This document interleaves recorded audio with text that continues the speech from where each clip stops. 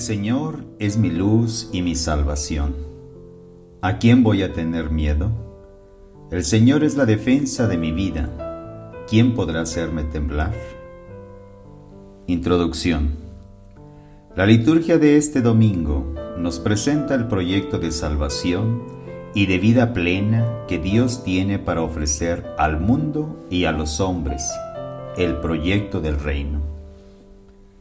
En la primera lectura, el profeta, poeta Isaías anuncia una luz que Dios hará brillar sobre los montes de Galilea y que pondrá fin a las tinieblas que sumergen a los pueblos que son prisioneros de la muerte, la injusticia, el sufrimiento y la desesperación. El Evangelio describe el cumplimiento de la promesa profética. Jesús es la luz que comienza a brillar en Galilea y propone la buena noticia de la llegada del reino a los hombres y mujeres de toda la tierra. Los discípulos responden a la llamada de Jesús.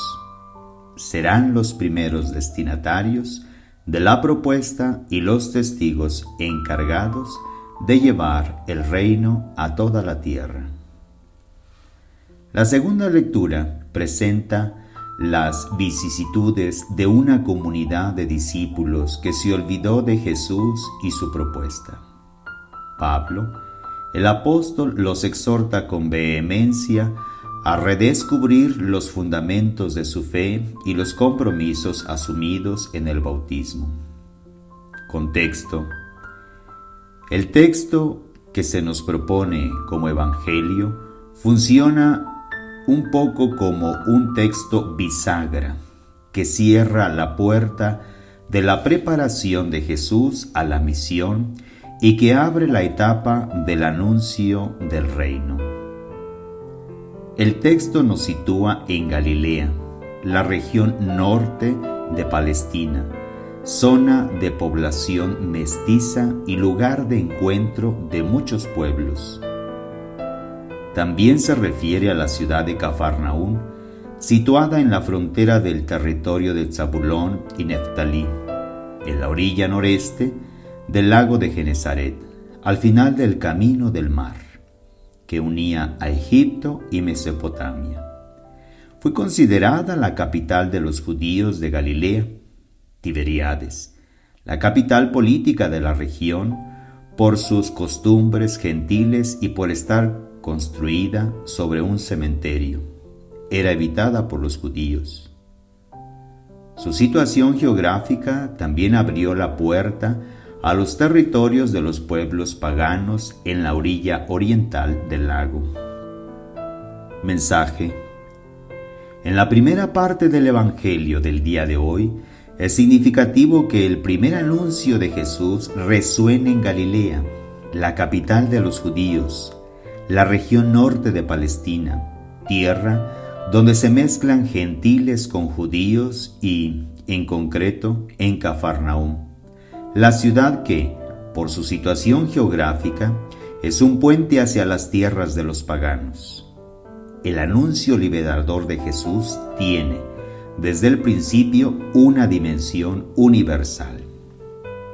En la segunda parte de la narración de hoy, de este Evangelio de Mateo, presenta el lanzamiento de la misión de Jesús. Muestra el reino como realidad viva y activa. ¿Cuál es, en primer lugar, el contenido del anuncio? Jesús vino a traer el reino, ejercicio del poder soberano de Dios sobre los hombres y sobre el mundo. Los reyes hicieron uso inadecuado de la realeza de Dios, por ello, el mismo Dios intervino. Asimismo, el pueblo de Dios comienza a soñar con un tiempo nuevo, en el que Dios mismo reinará sobre su pueblo. Jesús va siendo consciente que la llegada del reino está ligado a su persona. Su primer anuncio se resume, para Mateo, en el siguiente lema: arrepiéntanse, porque el reino de los cielos se acerca. La invitación a la conversión es una invitación a un mejorar la mentalidad, los valores, las actitudes vitales. Corresponde fundamentalmente a un ordenar la vida hacia Dios, a una valorización de la vida, para que Dios y sus valores se conviertan en el centro de la existencia humana. Solo cuando el hombre acepta que Dios ocupe el lugar que le corresponde, está preparado para aceptar la realeza de Dios. Entonces, el reino puede nacer y hacerse realidad en el mundo y en los corazones. Mateo presenta entonces a Jesús como constructor activo del reino. Sus palabras anuncian esta nueva realidad y sus gestos, milagros, curaciones, victorias sobre todo lo que roba la vida y la felicidad del hombre. Son signos claros de que Dios ya ha comenzado a reinar y a transformar la esclavitud en vida y libertad. Mateo describe el llamado de los primeros discípulos como una catequesis sobre la llamada y adhesión al proyecto Reino. A través de la pronta respuesta de Pedro, Andrés, Santiago y Juan, se propone un ejemplo de conversión radical al reino y su adhesión a las exigencias. El discípulo no es quien pide adherirse al grupo. En este caso, la iniciativa es de Jesús. Es Él quien llama al discípulo. Él mismo los ha elegido y los invita a seguirlo y les propone una misión. La respuesta de los 4 discípulos a la llamada es: renuncian a la familia, al trabajo, a toda seguridad y por ende se encomiendan y confían totalmente en el proyecto de Jesús. Esta ruptura, que significa no solo una ruptura afectiva con las personas, sino también una ruptura con el marco de referencia social y de la seguridad económica, indica una opción radical por el reino y sus demandas. Una palabra para la misión propuesta a los discípulos que aceptan el desafío del reino es: serán pescadores de hombres. El mar es en la cultura judía el lugar de los demonios, de las fuerzas de la muerte que se oponen a la vida y la felicidad de los hombres. La tarea de los discípulos que acepten integrar el reino será, por tanto, la de liberar a los hombres de esta realidad de muerte y esclavitud en la que están inmersos, conduciéndolos a la libertad y a la plena realización. Actuar. En tanto pasan los días de esta semana, con sus horas propias para ser bien aprovechadas, será ventajoso destinar un momento oportuno para reflexionar e interiorizar. Jesús es el Dios que viene a nuestro encuentro para que junto con Él hagamos realidad nuestros sueños de felicidad sin límites y paz sin fin. En Él y por Él, sus palabras, sus gestos, el reino se acercó a los hombres y dejó de ser una idea o ilusión para convertirse en una realidad en construcción en el mundo. Contemplar el anuncio de Jesús es sumergirse en la contemplación de una increíble historia de amor conducida por un Dios que no cesa de ofrecernos oportunidades de realización y vida plena. Sobre todo, el anuncio de Jesús toca y llena de alegría el corazón de los pobres y humillados, de aquellos cuya voz no llega al trono de los poderosos, ni encuentra un lugar en la rica mesa del consumismo, ni protagoniza las gordas historias de las columnas de la sociedad, para que escuchen que el reino ha llegado. Para que el reino sea posible, Jesús pide conversión. es ante todo una reedición de la existencia, de tal manera que solo Dios ocupe el primer lugar en la vida de la persona. Implica, por tanto, despojarse del egoísmo que impide estar atento a las necesidades de tantas personas. Implica renunciar a la autoindulgencia que impide el compromiso con los valores del Evangelio. Implica salir del aislamiento y de la autosuficiencia, establecer relaciones y hacer de la vida un don y un servicio a los demás. ¿Qué es lo que en las estructuras de la sociedad impide todavía la realización del reino? ¿Qué sigue habiendo en mi vida, en mis opciones, en mi comportamiento que obstaculiza para hacer realidad el reino?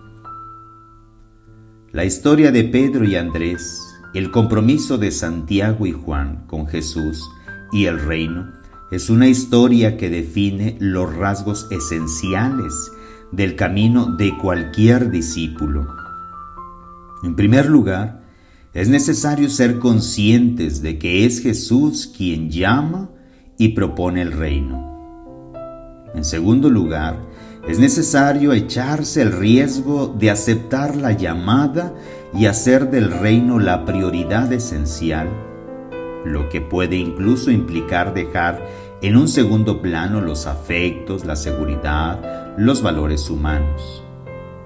En tercer lugar, es necesario aceptar la misión que Jesús encomienda y comprometerse con valentía en la construcción del reino en el mundo. ¿Es este el camino que he estado tomando? La misión de quienes han escuchado el llamado del reino es dar testimonio de la salvación que Dios tiene para ofrecer a todos los hombres sin excepción.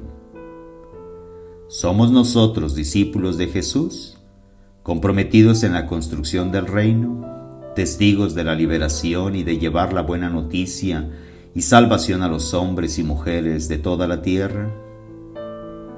Quienes viven condenados a la marginación, por la debilidad económica, por la enfermedad, por la soledad, por su nulo poder de reivindicación, han recibido ya, a través de nuestro testimonio, la buena nueva del reino.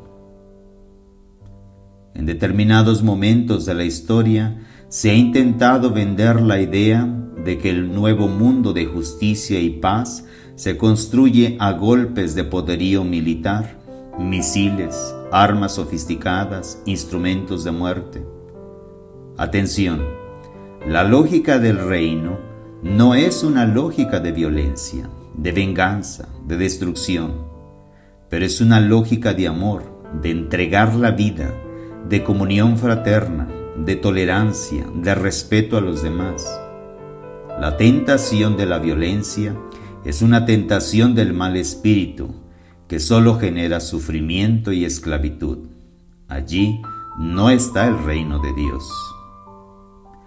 Por curiosidad, les invito a dar un vistazo a los testimonios de personas que han correspondido al llamado de Dios y siguen dando pie para que el reino de Dios sea una realidad concreta y eficaz.